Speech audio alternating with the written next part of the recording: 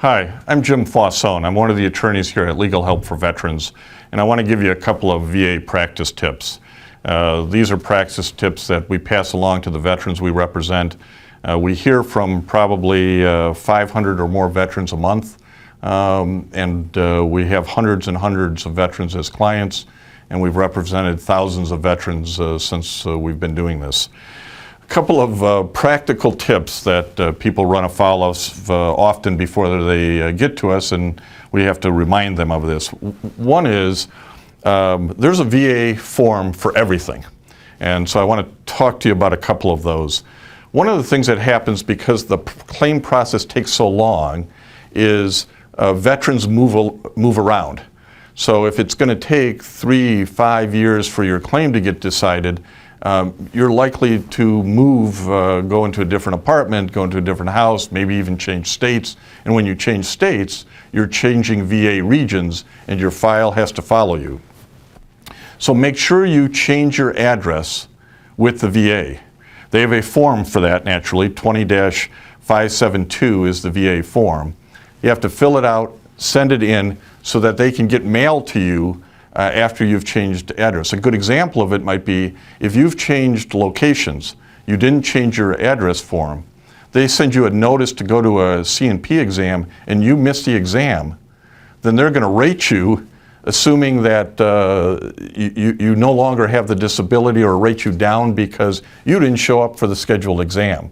Well, why didn't you show up? Well, you changed locations.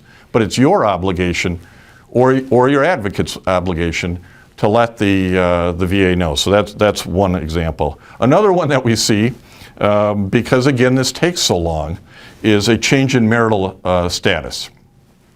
If you get married, if you get divorced, you have to change your marital status with the VA. And yes, there's a form for that. VA Form 21-4170. Why do you have to do that?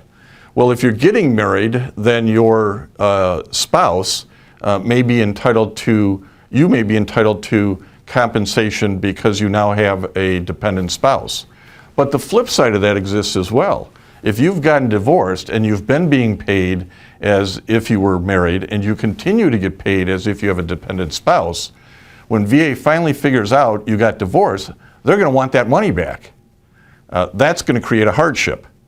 And it's not VA's obligation to track you down, it's your obligation to let VA know that there's been a change in marital status.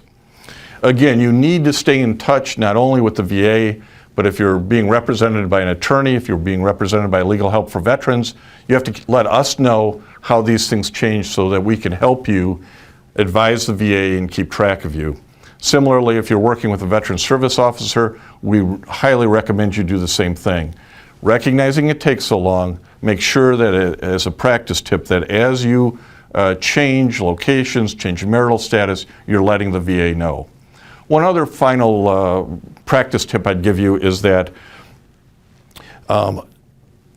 keep a copy of everything that you send to the VA. Do not assume that they will receive it, get it through their mailroom, and it'll find its way into your file in a timely and efficient manner. Many of us have heard about the regional offices that have had shredding scandals where rather than taking the mail and putting it into the files, they were just shredding it. If you didn't keep a copy of what you sent and some notation of when you sent it, you're going to have a difficult time establishing with VA that you submitted the proper documentation at the proper time.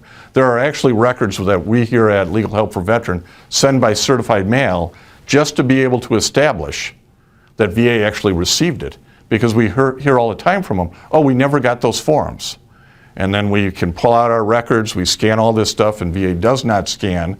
They're hard copies in their files, and we can send them back to them and say, no, we sent you this 2 years ago, here's the record that we sent. So that's another practice tip. Don't send anything to the VA that you haven't copied.